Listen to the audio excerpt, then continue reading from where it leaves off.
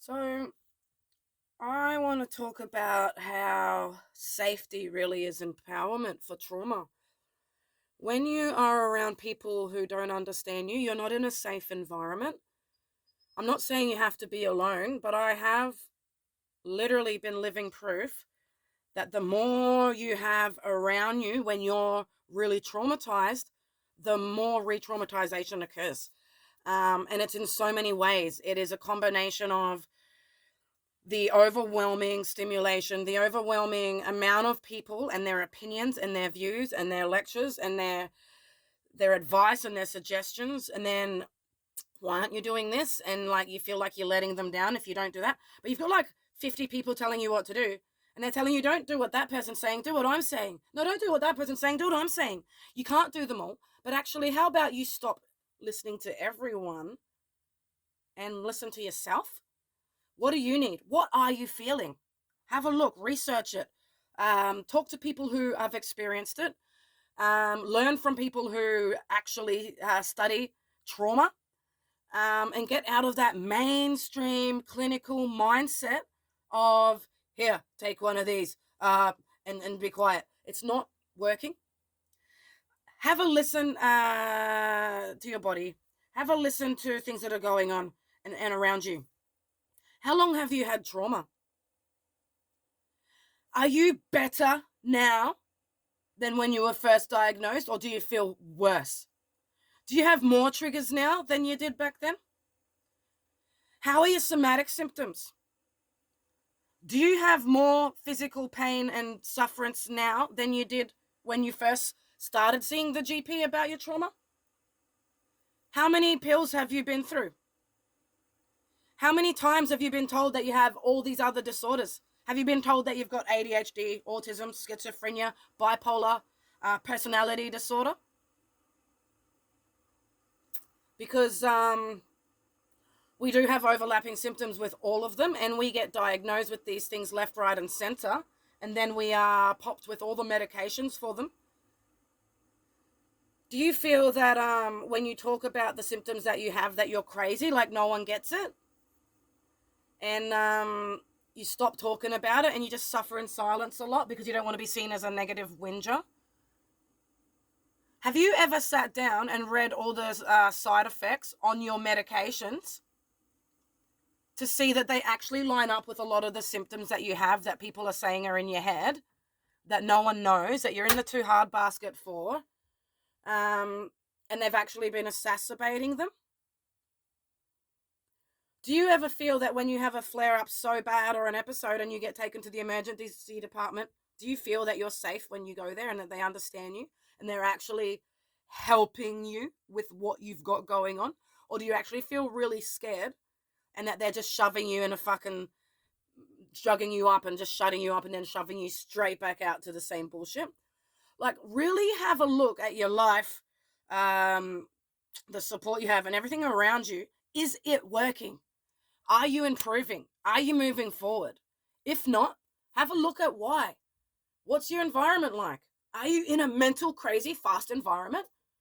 Are you around people who are making you feel like shit, like they're making little comments, um, making little passive aggressive digs at you, or they're on your ass just hounding you all the time?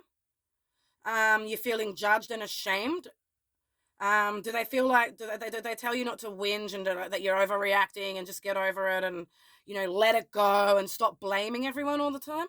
Yeah, those people are only ever going to make you worse, and they are never going to take the time to learn and understand what you've got going on. So the more that you're around them, the further away you're going to get from healing. It is so detrimental what we put in our bodies, who we have around us. I, in a few weeks, have had improved sleep. I'm starting to get more confident. Like, I only go to 2 dog parks, but one of them I'll never go to on a weekend because it has a whole different crowd. During the week, it has like, just old people, middle-aged women. But on the weekends, it's like it's hectic, and I decided, because I'd been feeling confident, because I was in the area of that dog park, I was like, I looked and it was busy. I was like, you know what? I'm going to go in. I'm going to let Sadie go and have fun with all those dogs. and I'm going to just sort of stick her around the edge. And I did, but then I saw one of Sadie's friends was in there, and I was like, that's amazing. So I was talking to the owners of that dog, and funnily enough, we were on the conversation about how we never usually go there on the weekend because of the stories we hear of all the violence and the aggression and all the riffraff who seem to go there on the weekends. And we were like, it's so nice right now because there was a really good vibe. All the dogs were getting along, and all the people were sort of either getting along or just minding their business. And it was just a nice vibe. Then entered this one couple, pair of bogans. They came in. Now, anyone who has a dog owner, which would be a lot of people out there, anyone who has a dog owner can know this, but anyone who takes their dog to a dog park knows this even more so. That there's always some fucking idiot who will bring their dog in on a lead. That alone is already causing a tension between the dogs to have one dog on the lead with like 20 other dogs running around coming up to that dog. That puts that dog already on the back foot, right? Add to the fact that dog hadn't been socialized and was scared of its own shadow.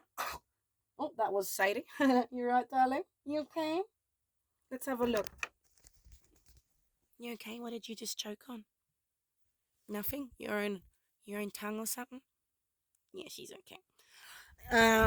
So this dog did not belong in a very active park that had lots of dogs bowling around. So there were these two dogs who were bigger, but they were so friendly and they were so lovely.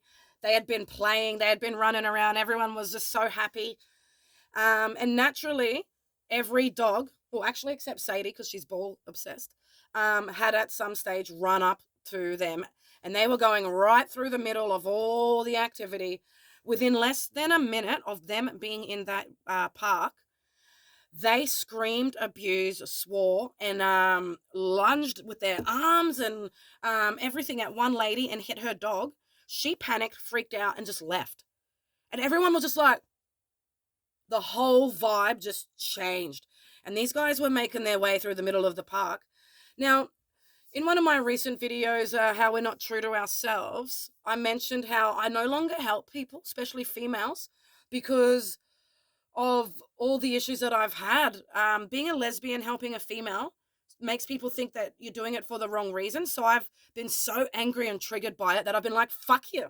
Struggle then, motherfucker. And I've been really bitter. But when I saw that woman get like her dog hit and like get so upset that she put it on a lead and just left and no one did anything, something inside me woke up and I was just like, I can't believe no one's saying anything. This is a bully. This is disgusting. So I was like, okay, just, she's gone. Like, just leave it. As long as no one's hurting Sadie and we're not near it, I mind my business. And then there were these two lovely young Chinese, like, uni students there who had their dog. Their English was very minimal, and I was practicing my Mandarin with them and talking about how when I lived in China, and we were just standing in a little trio, and next thing, those two bogans, the male, let's put this into perspective, I'm 5'5", this guy was about 6'2", he come and he was, you know when people are in a real mission and they're angry and they're like and their arms are going, he was screaming, he was beelining to us three and he's going, whose fucking dog is that? And I've just gone, don't talk to me like that. And he's like, I'm not fucking talking to you like that. And he's like screaming and swearing. And I said, don't fucking talk to me like that. And he was beelining at me. And if it was a few weeks ago, I would have been shaking and I would have been scared. I wouldn't have even said anything. If he was, originally a few weeks ago, if he was beelining at me like that, I would have been going, no, man, because I would have been scared. But I just went, don't talk to me like that. And he goes, I'm not fucking talking to you. I was like, you're staring straight at me. You're beelining. You're being really aggressive. And you're scaring everyone in the park since you got here. And he started carrying on and going on to the Chinese girls next to me. And because they actually didn't know what was going on, they were confused and looking around, had no clue. And I actually stood in front of them. I said, leave him alone. And this is when the old me really kicked in. And we got into an altercation. He got up to my face and he kept calling me darling. And I was like, stop calling me darling. And he towered over me and he went, yeah, you're a fucking bush pig. And I went, you're an abusive piece of shit. And he actually told me that if I didn't leave the park then and there, that he would physically remove me himself. And I said, go ahead. Go ahead. And I didn't flinch. And I just stayed there and I crossed my arms. I said, hit a woman. Watch what happens when you do. And he's like, oh, one of the people behind me actually said, it was the ones who I recognized, Sadie's friend's parents, said, we should all probably just go. And everyone in the park went, yeah. And we did. We all just turned around. There were like nearly 20 people or something. And we all turned around. And these two people were just left alone in the park. But they thought they were so cool. And they were like, yeah, we got the park to ourselves. We were all just in the car park. Like, that's fucked. Everyone's like, are you okay? We thought he was going to hit you. And I was like, I don't care. He could have. And they're like, he was so nasty. I was like, I don't care that I'm a bush pig. Like, I am a bush pig. And he's like, we all are. Because we're all farmers with like working dogs and blunnies on. And it's like, who cares? And we all left.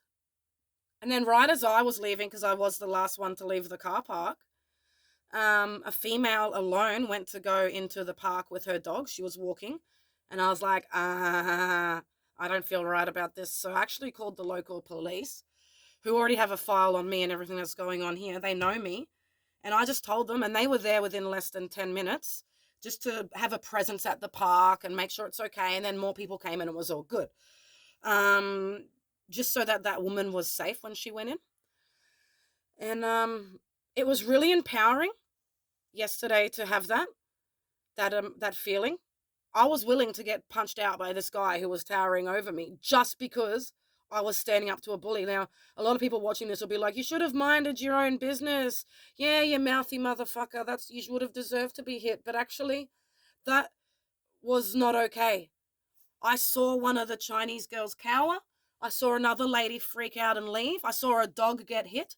No one was saying anything. So that part of me got woken back up yesterday. And it felt good. And I feel like it's because I'm slowing down and I'm actually connecting with myself more to get in touch with who I really am at the core, rather than in this survival mode trying to battle every day.